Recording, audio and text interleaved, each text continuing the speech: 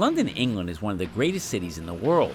I first came here in 1987, and while it took me over 30 years to return, it was worth the wait. Now, for the top 10 places to see in London. Number 10, Hyde Park. Hyde Park is a great place to go to escape the hustle and bustle of the city streets. It's the largest park in London, and it was established by Henry VIII in 1536 when he took the land from Westminster Abbey and used it as a hunting ground. It opened to the public in 1637 and quickly became popular. Hyde Park has been the site of many famous concerts, including those by the Rolling Stones, The Who, Bruce Springsteen, and Paul McCartney. The Serpentine, also known as the Serpentine River, is a 40-acre recreational lake created in 1730 at the behest of Queen Caroline. The Serpentine provided a focal point for the Great Exhibition of 1851, and more recently was a venue for the London 2012 Olympics. There are several memorials here, but perhaps the most famous one is the Diana Princess of Wales fountain, which is more like a stream. The American designer of the fountain wanted it to be easily accessible to the public to represent how accessible Diana was to the public. Perhaps the most famous area of Hyde Park, and any park for that matter, is Speaker's Corner. It's here where anyone can attract a crowd by talking about anything they want, but many speeches involve religion and politics. Number 9, Trafalgar Square and Piccadilly Circus. Okay, I had trouble picking just one, so I'll mention both of them. Both are great for people watching, but both are quite different from each other. The name Trafalgar Square commemorates the Battle of Trafalgar, a British naval victory in the Napoleonic Wars with France and Spain that took place in 1805 off the coast of Cape Trafalgar. It was officially named Trafalgar Square in 1830, but didn't open to the public until 1844. Trafalgar Square features Nelson's column, with a statue of British naval hero Admiral Horatio Nelson at the top. This statue was so important to the British that the Nazis planned to steal it and bring it back to Germany in World War II. One of the main attractions here is the National Gallery Art Museum, one of the largest in the world, which has been here since 1824. Piccadilly Circus has nothing to do with a circus, but is actually an area where 5 major streets intersect and where 100 million people pass through each year. The word circus comes from the Latin circus, which comes from the Greek word kirkos, meaning circular ring. The word circus refers to the roundabout around which the traffic circulated. The name Piccadilly originates from a 17th century frilled collar named a piccadille. The creation of Shaftesbury Avenue in 1885 turned the plaza into a busy traffic junction. This made Piccadilly Circus attractive for advertisers who installed London's first illuminated billboards here in 1895. The neon signs made Piccadilly Circus look like a miniature New York Times Square. Number 8, 10 Downing Street. 10 Downing Street is the official residence and office of the British Prime Minister. It's been the locale of British Prime Ministers since 1735, and Prime Ministers have officially lived here full-time since 1997. 10 Downing Street actually contains about 100 rooms and was originally made up of 3 houses. The famous black bricks of the house are actually yellow underneath. They were blackened by the London smog during the 19th century, and as a result were painted black during the 1960s, since people were accustomed to seeing them that way. 10 Downing Street is named after Sir George Downing, who was a preacher, soldier, statesman, diplomat, spymaster, and politician. In 1654, he acquired land adjacent to St. James's Park, where he built a street of red brick terraced houses designed by Sir Christopher Wren, who also designed St. Paul's Cathedral. This later became Downing Street. While we didn't see the Prime Minister while we were here, you might get lucky. You never know. Number 7, Westminster Abbey. Since the coronation of William the Conqueror in 1066, Westminster Abbey has hosted every coronation of British royalty, including Queen Elizabeth in 1953. The Abbey is a symbol of the connection between church and state. Westminster Abbey has been the burial site of more than 3,300 people, usually prominent Brits, including at least 16 monarchs, 8 prime ministers, poet laureates, actors, scientists, military leaders, and the unknown warrior. Charles Darwin, Charles Dickens, and Sir Isaac Newton are buried here, just to name a few. Princess Diana's funeral service was held here in 1997. There have also been 16 royal weddings, including that of Prince William and Kate Middleton, now the Duke and Duchess of Cambridge. The church we see today was begun by Henry III in 1245. The monks once lived in the cloisters, which date from the 13th and 14th centuries. The cloisters contain the graves of several abbots of the Norman Church, and also some clergymen and officials of the church, such as organists and workmen. Also, some actors and actresses who were not allowed to be buried in the main church. Number 6. Kensington Palace. Kensington Palace has been a residence of the British royal family since the 17th century. It was originally a two-story mansion built by Sir George Coppin in 1605. Shortly after William and Mary assumed the throne as joint monarchs in 1689, they began searching for a residence better suited for the comfort of the asthmatic William. King William and Queen Mary asked Christopher Wren, the architect of St. Paul's Cathedral, to turn the building into a palace. His extension is largely what you see today. William and Mary moved in on Christmas Eve 1689. Mary didn't have long to enjoy her new palace because she died from smallpox in 1694. In 1702, William fell off his horse, broke his collarbone, and died a few days later.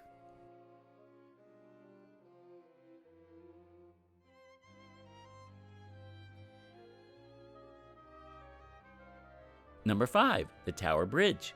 The Tower Bridge is a bascule, or movable suspension bridge, built between 1886 to 1894 with 5 major contractors and over 400 construction workers. It was officially opened on June 30th, 1894 by the Prince and Princess of Wales. The bridge consists of 2 bridge towers, each 213 feet or 65 meters high, built on piers tied together at the upper level by 2 horizontal walkways. Many tourists mistakenly think this is the London Bridge. The bridge deck is accessible to both vehicles and pedestrians. The high-level open-air walkways between the towers gained a reputation as a location for prostitutes and pickpockets and were closed in 1910. The walkway reopened in 1982. You can take a great behind-the-scenes self-guided tour of the Tower Bridge exhibition, which includes the high-level walkways with glass walkway, the Victorian engine rooms, early 20th century black and white footage of the bridge, as well as some modern history. The central span between the towers can be raised to an angle of 86 degrees to allow river traffic to pass. The bascules, weighing over 1,000 tons each, are raised about 1,000 times a year. Number 4. The Tower of London. This fortress is full of English history. Whoever controlled it controlled the country. It's an historic castle founded toward the end of 1066 as part of the Norman conquest of England. The White Tower, which gives the entire castle its name, was built by William the Conqueror in 1078 and was a resented symbol of oppression. The castle was used as a prison from 1100 until 1952, although that was not its primary purpose, but executions were carried out here. A grand palace early in its history, it served as a royal residence. As a whole, the tower is a complex of several buildings set within defensive walls and a moat. There were several phases of expansion, mainly under Kings Richard I, Henry III, and Edward I in the 12th and 13th centuries.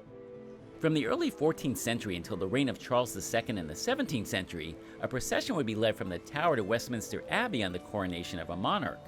The recognizable beefeaters are ceremonial guardians of the Tower of London. They've also conducted guided tours of the tower since the Victorian era.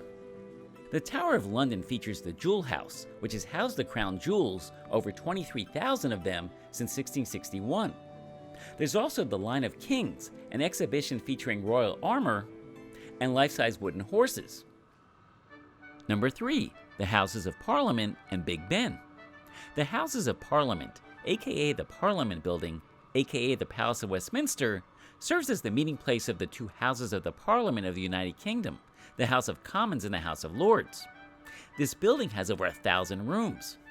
The first royal palace constructed on the site dated from the 11th century, and over the centuries, Westminster became the primary residence of the Kings of England, and it later served as the home of the Parliament of England. Fires destroyed the building over the centuries, and today's House of Lords and House of Commons chambers were rebuilt in the mid-19th century. The Commons chamber was reconstructed following its bombing during World War II. Westminster Hall is the oldest building here and was used for state ceremonies. It was first built around 1100, and the lower walls date from then. Richard II remodeled the hall in the 14th century, and most of the visible stonework dates from the 19th century. It is still used for ceremonial occasions. St. Stephen's Hall stands on the site of the Royal Chapel of St. Stephen's, where the House of Commons sat from the mid-16th century until the chapel was destroyed by the fire of 1834. The hall's 10 stained windows show the coats of arms of cities and boroughs. The statues were installed in the 19th century, and the murals were painted and the mosaics were installed in the 1920s. The clock tower of the Palace of Westminster, officially named St. Stephen's Tower, is commonly known as Big Ben. The clock inside the tower was the world's largest when it was installed in the mid-19th century and is still the largest in Great Britain. The name Big Ben actually refers to the clock's hour bell, the largest of the clock's 5 bells. The hour bell was probably named after Benjamin Hall, the first commissioner of works. Some sources claim the bell was named after Benjamin Conte, a British heavyweight boxing champion. The tower was constructed between 1843 to 1858 as the clock tower of the Palace of Westminster. It rises 316 feet or 96 meters high. It is scheduled to chime again in 2022 after 5 years of reconstruction. Number 2. St. Paul's Cathedral. St. Paul's Cathedral is the 5th cathedral on the site since 604. It was built from 1675 to 1711 after the Great Fire of 1666, which largely destroyed Old St. Paul's Cathedral. It was designed by Sir Christopher Wren, who died at the age of 91. The cathedral's English Baroque style and large dome make it recognizable for miles around. The dome, which was inspired by the St. Peter's Basilica dome in Rome, is among the highest in the world. At 365 feet, or 111 meters high, it was the tallest building in London from 1710 to 1967. The dome is actually a 3-dome structure. The choir is where the choir and clergy normally sit. The ceiling mosaics above the choir represent the creation, while the wall mosaics tell the story of the angel Gabriel visiting the Virgin Mary and the news that she will give birth to Jesus. The present high altar dates from 1958 and is made of marble and carved gilded oak. The canopy was based on a sketch by Sir Christopher Wren, but it was built after he died. This one replaced a large Victorian marble altar and screen, which were damaged by a bomb strike in World War II. The crypt in St. Paul's Cathedral is the largest in Europe. It includes, among others, the tombs of British war heroes like the Duke of Wellington and Lord Admiral Horatio Nelson, along with Sir Christopher Wren, who designed the cathedral. And the number 1 place to see in London? Buckingham Palace and the Changing of the Guard. Originally known as Buckingham House, the building at the core of today's palace was a large townhouse built for the Duke of Buckingham in 1703. It was acquired by King George III in 1761 as a private residence for Queen Charlotte and became known as the Queen's House. During the 19th century, it was enlarged by 2 architects. Buckingham Palace became the London residence of the British monarch on the accession of Queen Victoria in 1837. Prior to that, royalty lived at St. James's Palace, and Queen Victoria had lived in Kensington Palace. The palace was expanded in 1850 with a new east wing or front. The large facade of the east wing was redesigned in 1913 by Aston Webb. It contains the well-known balcony on which the royal family traditionally congregates to greet crowds. The palace has about 600 rooms, some of which can be visited during a couple of months in the summer when the royal family is not in the palace. When Queen Victoria moved into Buckingham Palace in 1837, the Queen's Guard remained at St. James's Palace, with a detachment guarding Buckingham Palace, as it still does today. The changing of the guard ceremony marks the moment when the soldiers currently on duty, the old guard, exchange places with the new guard. This changing of the guard ceremony is perhaps the best known changing of the guard ceremony in the world, featuring lots of pomp and circumstance. This ceremony is so good, I came here twice the week we were in London so I can see it from 2 different angles. Well, that's my top 10 places to see in London. Cheerio!